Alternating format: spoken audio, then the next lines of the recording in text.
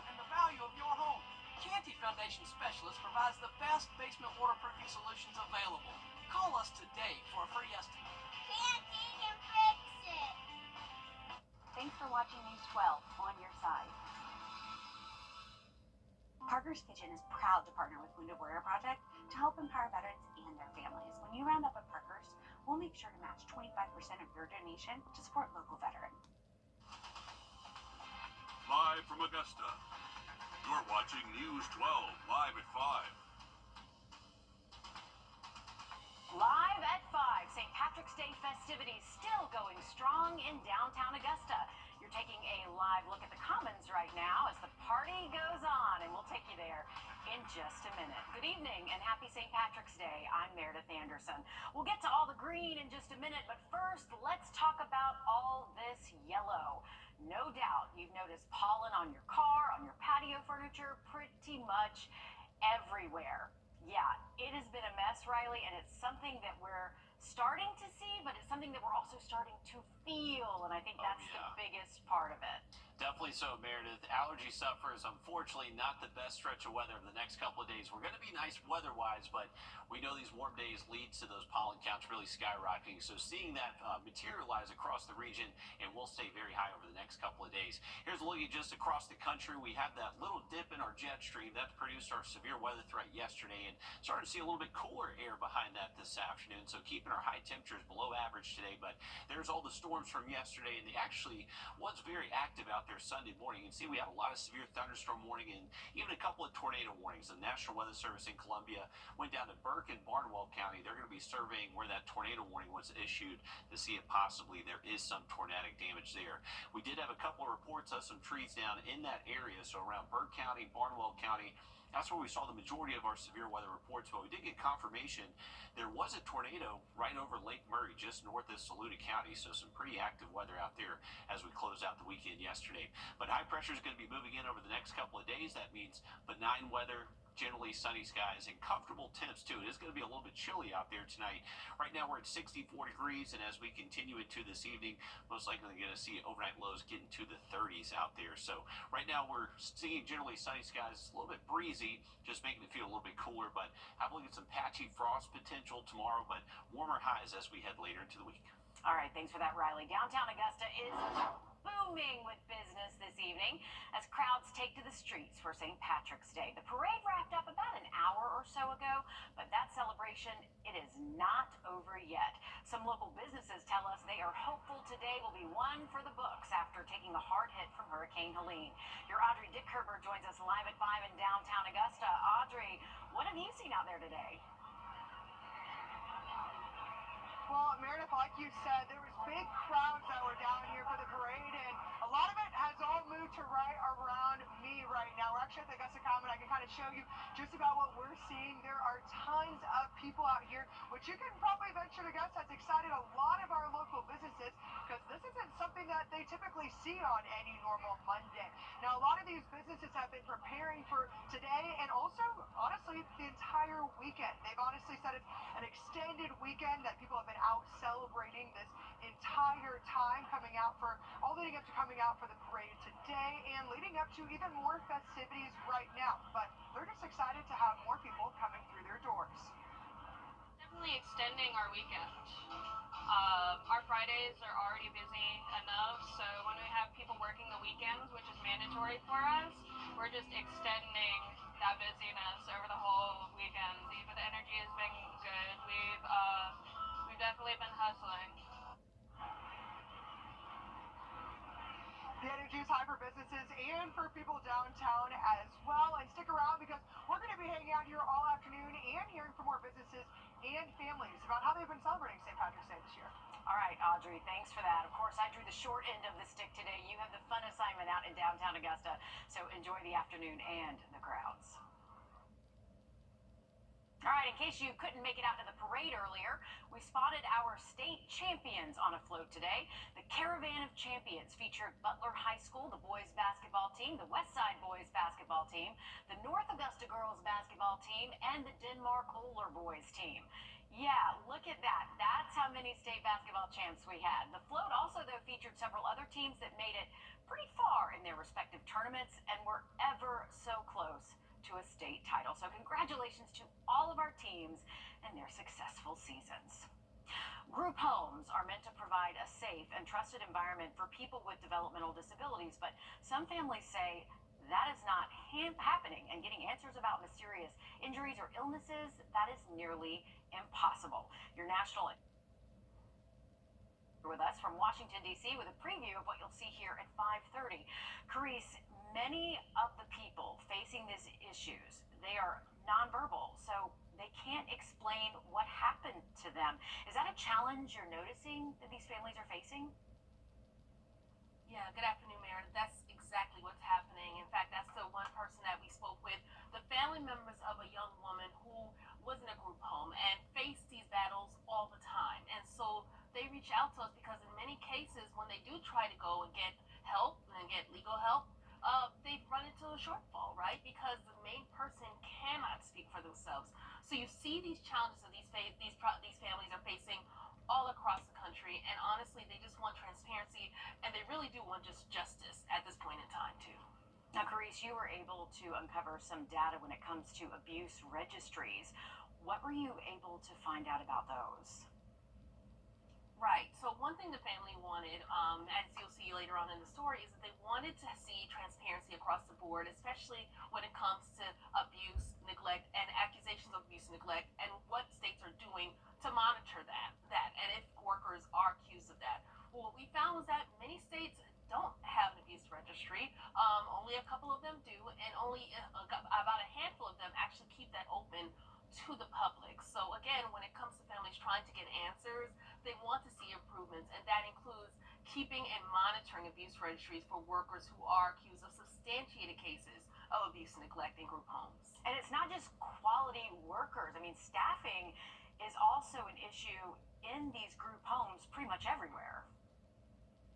No, that's absolutely right. You know, well, the one thing is not only to retain people who work here, because there are a lot of good, hardworking people who work in these group homes, but it's hard to retain them, right? Because the money is not there. We saw, for instance, as you'll see in the story, that some workers were being paid, job qualifications were asking people to get paid $14 to $15 an hour part-time, right? And that's not enough for a livable wage. So what we're noticing is there's not only needs to be an overhaul, was what some advocates are saying in terms of monitoring abuse and neglect in group homes, but there also needs to be a change in the pay and the staffing shortages that they're seeing also in group homes too. A lot to unpack. The bottom line here, Carice, is that you are giving a voice to the voiceless. Thank you so much for your reporting and all your hard work on this. Looking forward to the story. Again, that was our national investigative reporter, Carice Jackman, reporting from Washington, D.C. You can see her story coming up later. Trails of damage left behind in Paulding County after the National Weather Service confirms a Category 1 tornado touchdown. And take a look at it for yourself. Down power lines, trees snapped in half, roofs caved in. A sight we were used to seeing after Helene, right? The National Weather Service says max winds hit 110 miles per hour in Paulding County. One family says their lives flashed before their eyes when a tree came crashing down on their home, barely missing their 2-month-old baby. Like a train was coming through the yard, and then it was just boom. We were in our pajamas, barefoot, but we were like, all right, let's get out of here. Our News 1226 First Alert Weather Team, all hands on deck, tracking the storm as it rolled across the river region. Many of you were probably like me, listening to Riley overnight in your safe place via phone. Thanks for that, Riley. So far, no reports of a tornado, but the National Weather Service was in Burke and Barnwell counties today, surveying the damage from the storm. Horry County fire crews are doubling down on efforts to put the Carolina forest wildfire to rest. Today, the Forestry Commission introduced the mastification process. Now, this is done by grinding up trees and debris into mulch. A spokesperson with the Forestry Commission says they hope this firefighting strategy will have a long-term impact on preventing blazes. Our hope is, one, for no more fire being back here, but two, to be able to prevent any future fires from the kind of growth that we saw as quickly on this one. And again, to be able to have that, homeowners to have that sense of security, also to have the fire departments know that they have that defensible space that they can get back into. This process is expected to take up to 10 days. The blaze is now nearly 80% contained. Riley. Thank goodness they finally got that under control. We do have a little bit more of a fire danger over the next couple of days now that we're drying things out. Wind will start to pick up again by Thursday. That's when we're expecting our next chance for rain, too. We'll have the full forecast next. Time and Temp, brought to you by your First Alert weather team. What's that? The Bojangler from Bojangles. With the same bold flavor as their chicken. The same.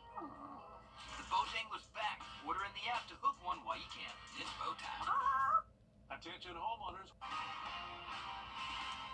Breaking news live at 5. We have just learned an 85-year-old man has died after an Aiken County senior apartment fire. Now, we first brought the fire to you as breaking news nearly 2 weeks ago.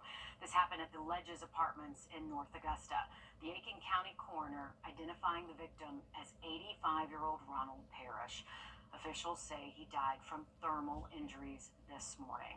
Now, the cause of the fire, we're told it's accidental. Foul play is not suspected, but again, bad news to pass along. An 85-year-old man is dead after the fire. Sad news there. Definitely thoughts and prayers going out to that family. Live look over Clark's Hill. You can see we have a lot of sunshine out there this afternoon. It's been a little bit choppy at times up at the lake today. We have seen some gusts up to around 25 miles an hour, sustained wind up to near 15. But we had the big bass tour in town over the weekend. Congratulations to Mr. Kirby Scott. Over a 9-pound bass took home the grand prize, and that is a big fish. I think last year's winner actually was over 9 pounds too. 64 degrees. Our temperatures have cooled off behind that storm system yesterday. That northwest wind bringing in some cooler, drier air for us, but it's good quality air. How about this? We're looking at a green here on our air quality index. Definitely a good sight to see on a spring afternoon. If you're heading out this evening for any dog walks, we got temperatures staying in the 60s through sunset. Now, once that sun goes away, it is going to be getting pretty chilly tonight. We'll see the mid-50s already by 9 p.m., but overnight tonight, I think we should get close to at least freezing in many locations, especially our cold spots. So some patchy frost will be possible. Right now, we're going with a low temp of 34 degrees out in Bushfield, which is one of those colder locations in the morning time. So mid-30s possible. If you have any sensitive plants out there, make sure you take those proper protection measures out there tonight. Looks like temperatures will gradually warm up over the next couple of days, so once we get past tonight. Afternoon highs will be reaching the mid-70s tomorrow afternoon, so only reaching the low and mid-60s today. Should be about 10 degrees warmer out there this afternoon, so that's the benefit of dry air. It can cool off very quickly at night, but it can also warm up very quickly during the day too, especially under the sunny skies we're expected over the next couple of days. Next chance for rain looks to be Thursday. Now, this front that will bring us a line of shower activity Thursday morning doesn't look to be as strong as what we just saw yesterday, thankfully, but just going to bring us an opportunity for some morning rain Thursday, and then we're back to drier weather Friday all the way into the weekend. So actually a nice weekend forecast on tap later into the week. So the breezy conditions out there this afternoon, that'll calm down as we head into tonight. Really not expecting much of a wind out there Tuesday, maybe some gusts up to around 10, 11 miles an hour out there tomorrow afternoon. Keeping our skies sunny through our Tuesday and Wednesday. Those temperatures get even warmer Wednesday afternoon, hitting the 80s. And then here's our chance of rain showing up early Thursday morning. Kind of the same passage west to east through the region. And once that leading edge of shower activity does reach you, maybe your winds do pick up a little bit more to around 20, 25. But the thing is, behind these storms, we are expecting a pretty breezy Thursday afternoon. Most likely going to see some gusts around 30, 35 late into the day. So just a little bit breezy out there with that storm system. Here's a look at it. So this is from our GFS American model showing some gusts maybe up to 30, 35 with that frontal passage early into the morning, and then still seeing some gusts behind those showers later into the afternoon up to around 30. Now, once we get past Friday or past Thursday with the rain moving through, Friday's going to be nice, just a little bit cooler than average, maybe some temps back down to the mid-30s Friday morning, but the weekend looks great. High temps hitting the 70s, and we should be dry Saturday and Sunday. All right, thanks for that, Riley. Recent test scores indicate students who are chronically absent from school are falling behind their peers, including being half as likely to be on their grade level in math. Students are considered chronically absent when they miss at least 10% of the school year. And the latest data shows 1 in 4 students in South Carolina falls into this category. 1 in 4. Your South Carolina State House reporter Mary Green explains what could be done next to turn the trend around. For the last several months, addressing chronic absenteeism has been a focus of a group here at the State House known as the Education Oversight Committee. Soon their work will spread to more parts of South Carolina as they try to tackle this issue. Students who are chronically absent are not performing well academically, regardless of socioeconomic status. So there's definitely an academic component of this. Some education researchers call chronic absenteeism the greatest challenge facing American public schools post-pandemic, and South Carolina's chronic absentee rate is nearly double what it was before COVID. The state's Education Oversight Committee has held focus groups with students and parents in recent months to find out why so many students are missing school more than ever and what can be done to get them in the classroom. Now the state is getting ready to launch a public awareness campaign to reinforce the importance of being in school. It's in the early stages of development now, but the Education Oversight Committee plans to start it as a pilot with 2 or 3 districts next school year and then expand from there. As parents will be thinking about back to school, we kind of want to ride that wave and helping them to think also about being present at school for the upcoming year. And those focus groups found a lot of students and parents don't understand exactly what chronic absenteeism is. To put it in perspective, a student who misses an average of 2 days every month is in line to become chronically absent for that year, and then much more likely to fall behind on their schoolwork and their grades. Reporting from the State House, I'm Mary Green. Thank you, Mary. Chronic absenteeism isn't just a problem in South Carolina. While the Palmetto State's rate of chronic absenteeism has shot up post-pandemic, it is slightly better than the national average. Georgia's current rate is 20.7%. It's 6th among the top 20 schools for best in the nation. People in Savannah were up at the crack of dawn this morning just to secure a spot at their St. Patrick's Day parade. We'll tell you more about this tradition and take you there after this. First Alert Radar, powered by Jim Hudson Automotive Group. Attention home on today at participating locations. Visit CircleK.com for details. Hey guys, it's Anna Christina here for Roof Savers. It's that time of year again, the perfect time to invest in your home. And what's the most important investment for your home? Your roof. If you've been worried about the age of your roof, missing shingles, black stains, or even leaks, I've got great news for you. There's a scientifically proven solution that extends the life of your roof by 17 years with just one treatment. Don't wait until it's too late. Call the team from Roof Savers now for your free roof inspection. Roof Savers, save your roof, save your money. Back now, live at 5, we're taking it back to where the St. Patrick's Day tradition started. This is a live view of the Temple Bar in Dublin, Ireland. As you can see, it is extremely packed out there.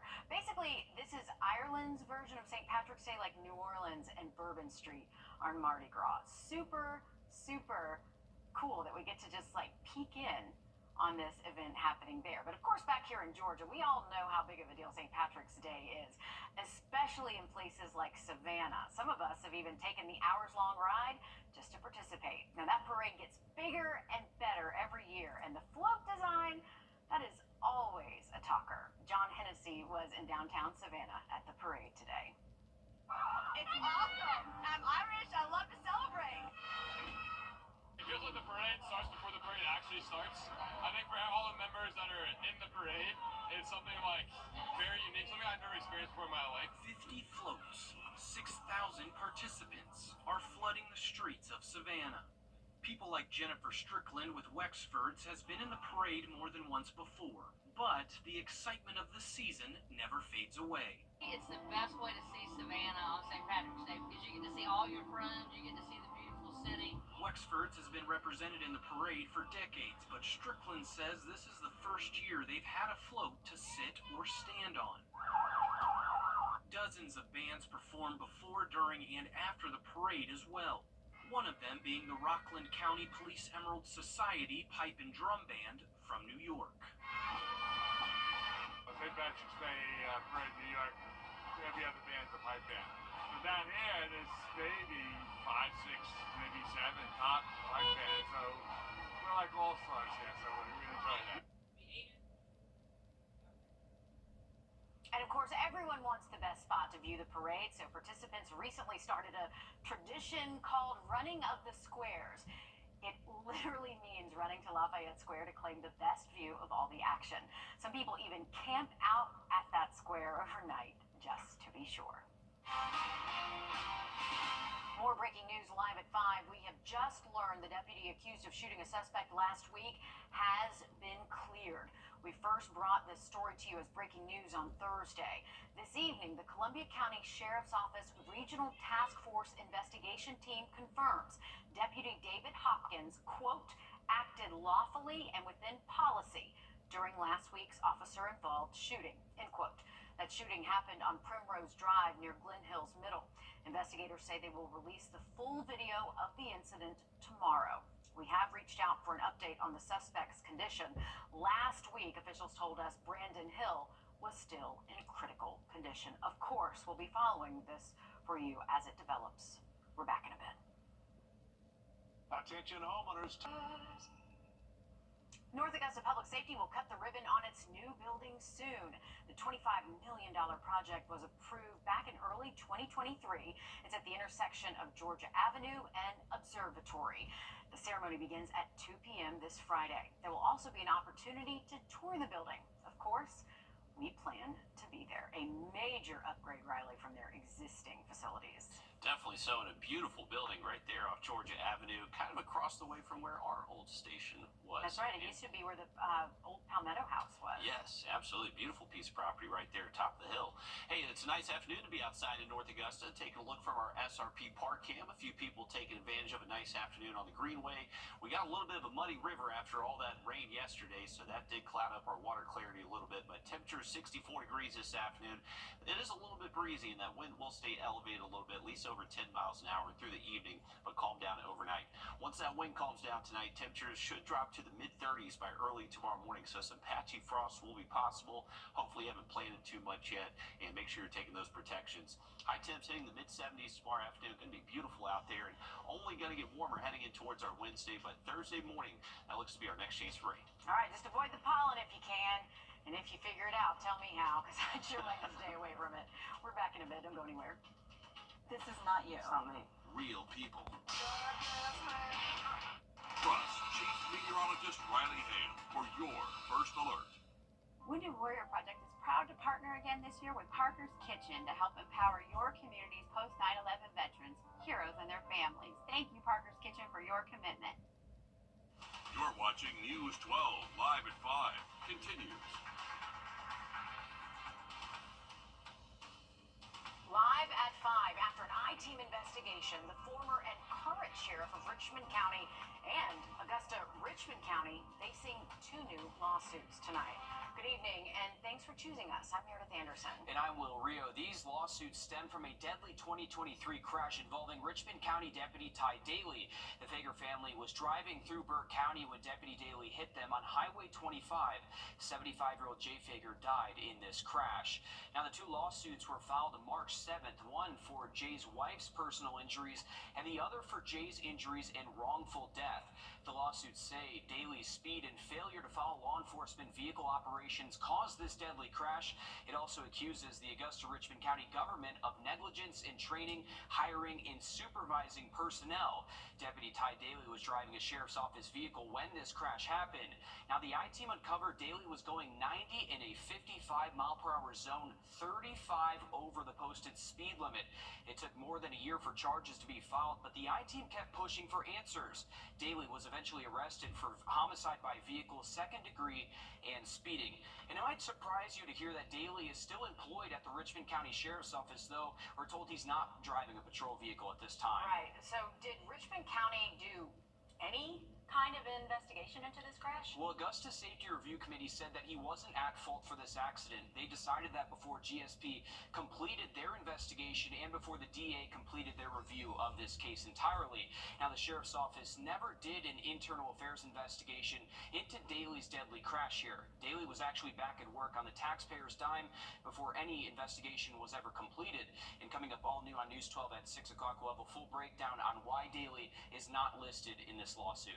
Interesting. Thanks for staying on top of that. All right, switching gears now to weather as we are joined by your first alert Chief Meteorologist Riley Hale. Riley, it looks like we're geared up for another beautiful week. Okay, but this pollen is brutal. It's crazy out there. Yeah, dry weather and sunny, warm weather, that really continues to immense. Sounds good. Thanks, Riley. SLED is asking for anyone with information about a deadly shooting to come forward. 41-year-old Quentin Banks, who was killed at the Edisto Apartments on White Lane in Denmark last June 22nd. If you know anything, there is a $1,000 cash reward for information that leads to an arrest. Again, if you know anything, you can call or email SLED. Well, the St. Patrick's Day Parade returning to Augusta today with this beautiful weather. Dancers, local groups, and even our regional state champions made their way down to Green Street today.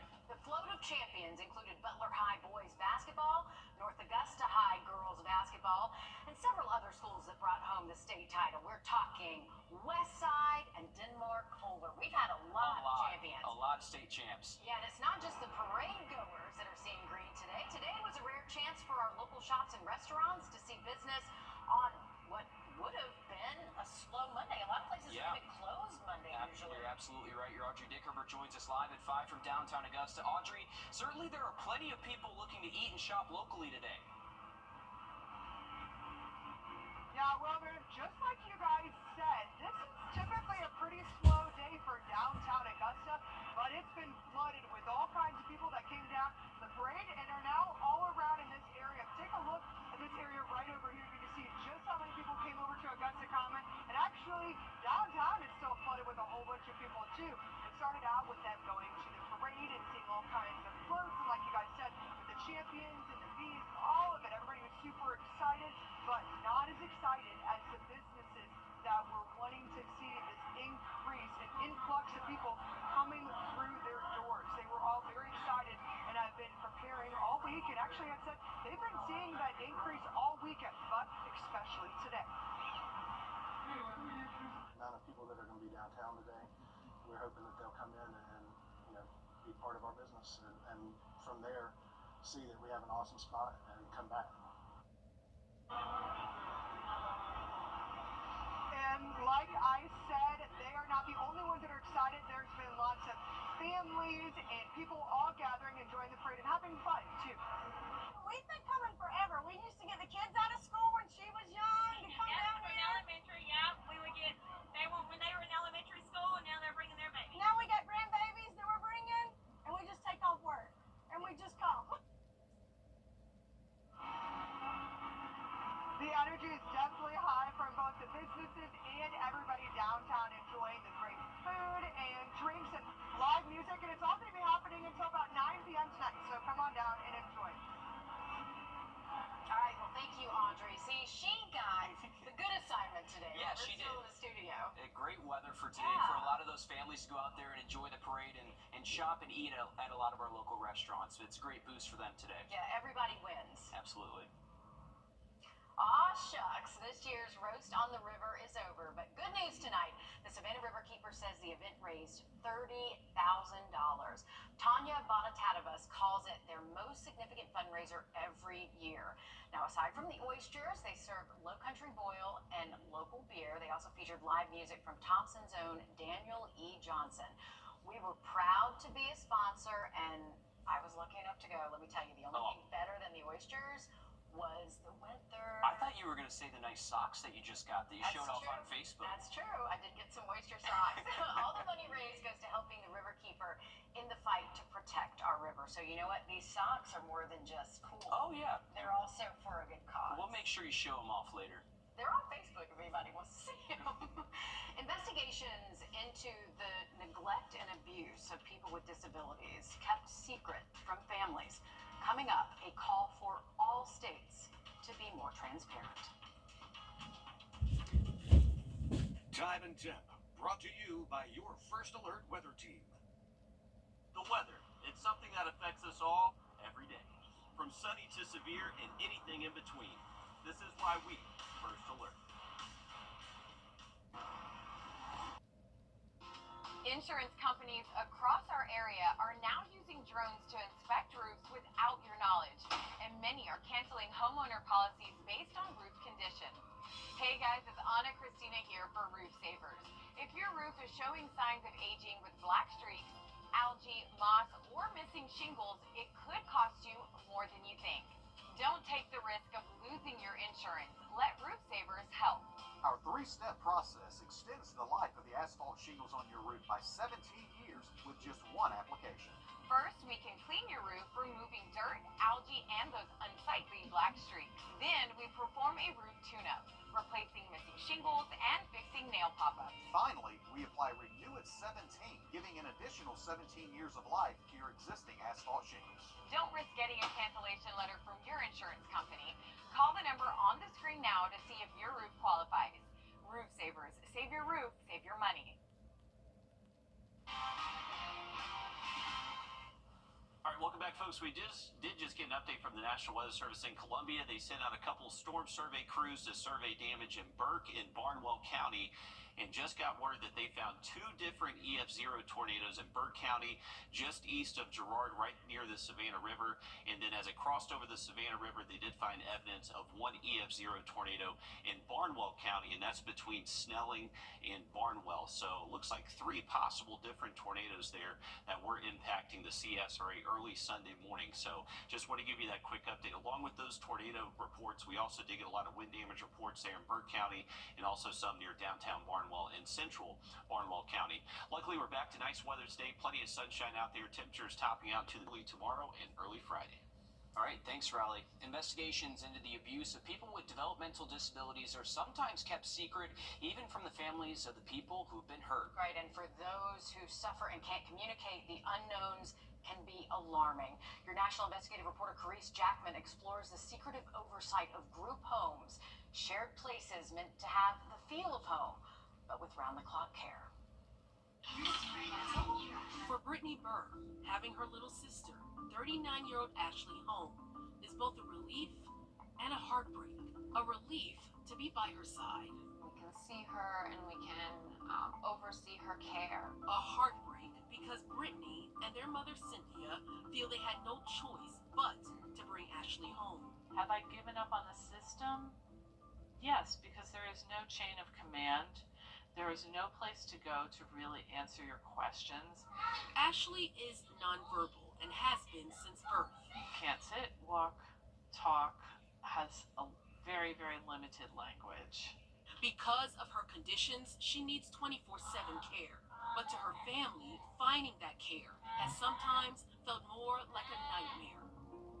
They say over the years there have been mysterious injuries, unexplained bruising, and medical emergencies, with little to no explanation from multiple facilities entrusted with Ashley's well-being. A few years ago at one group home, the family says they believe Ashley was given far too much sodium, which posed a threat to her life due to her medical conditions, and she ended up in the hospital. The nurses couldn't believe her overall mental status. Our national investigative team reached out to the group home for answers. They told us that the matter was investigated by the state, and none of the allegations of neglect made by Cynthia and Brittany were substantiated. But the family says they have no idea about the specifics of the investigation.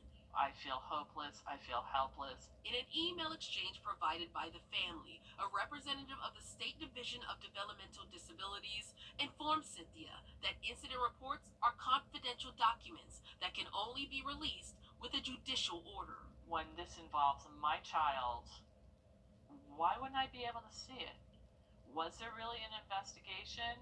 Did you ask more than one or two questions? In 2018, the Office of Inspector General for the U.S. Department of Health and Human Services partnered with other government agencies to investigate cases of abuse and neglect for people living in group homes nationwide.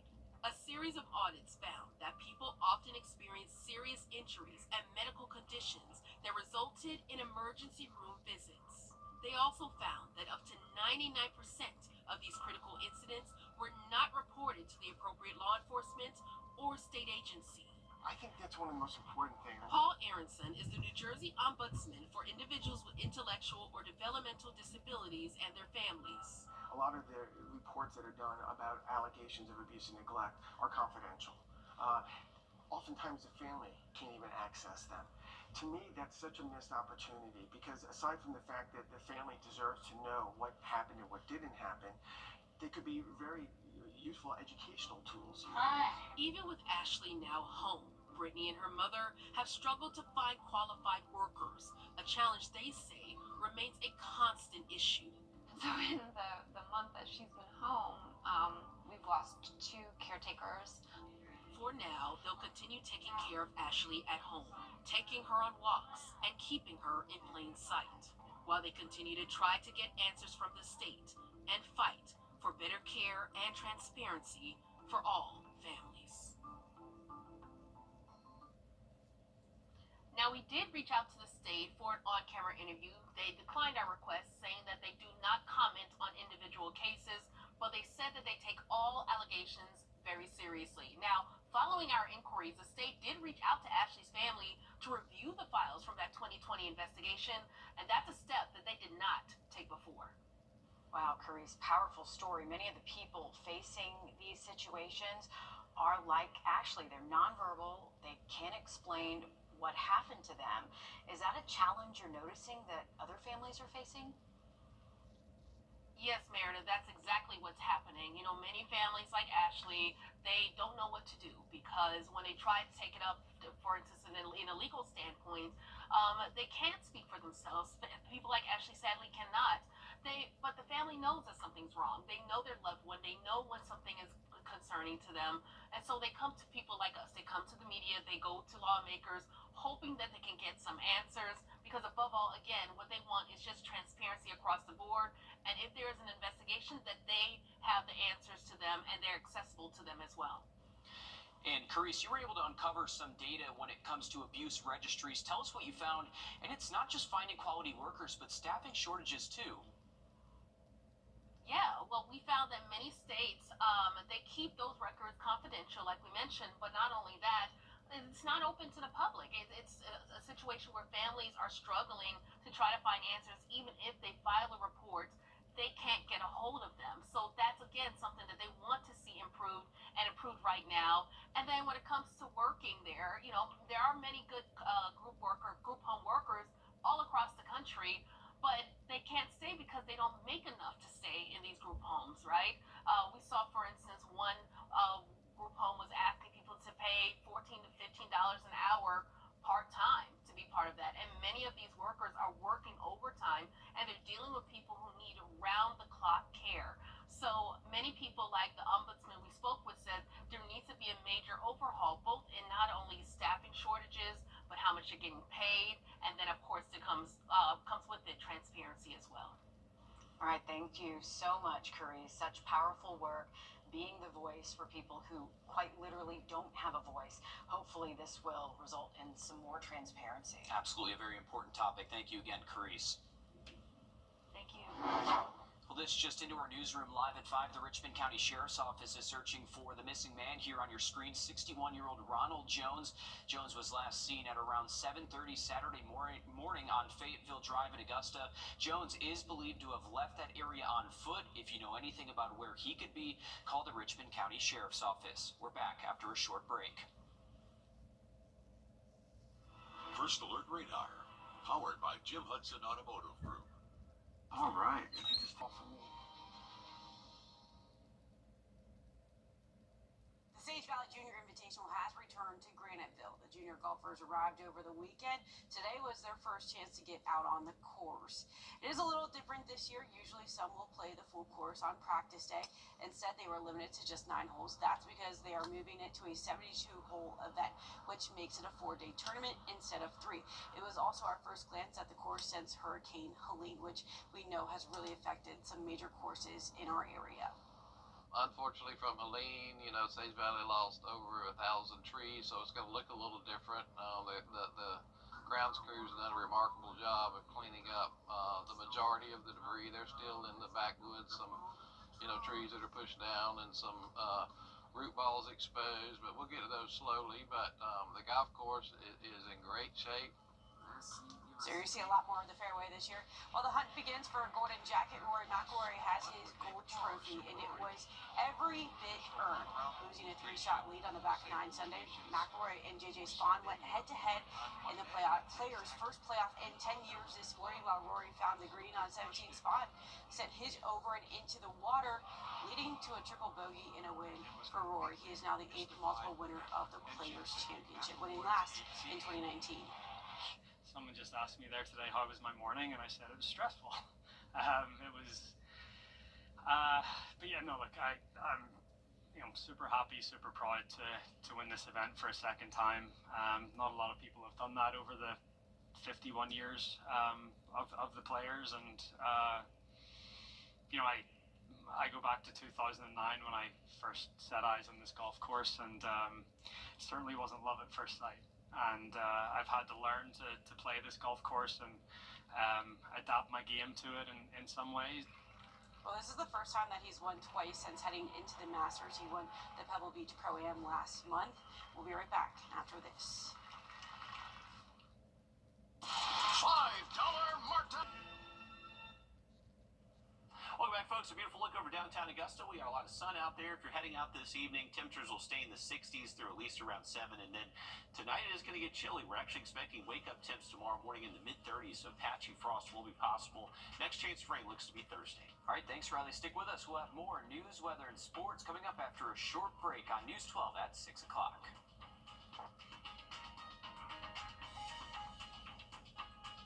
Introducing the First Alert Radar Network. With up to 10 times the resolution of other local radars and technology that can pinpoint right down to your street. First just got faster.